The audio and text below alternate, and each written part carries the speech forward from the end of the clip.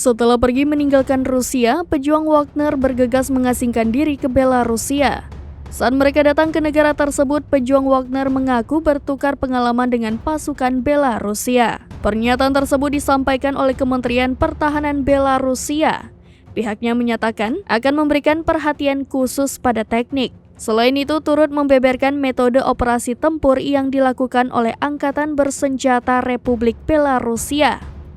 Sebaliknya, pejuang Wagner juga membeberkan sejumlah hal terkait pengalaman di medan perang. Sebelumnya, saat menggelar pertemuan pada Kamis 6 Juli 2023, Presiden Belarusia Alexander Lukashenko menyatakan Minsk turut memberi penawaran, yakni hendak memberikan sejumlah berkas garnison militer di zaman Soviet.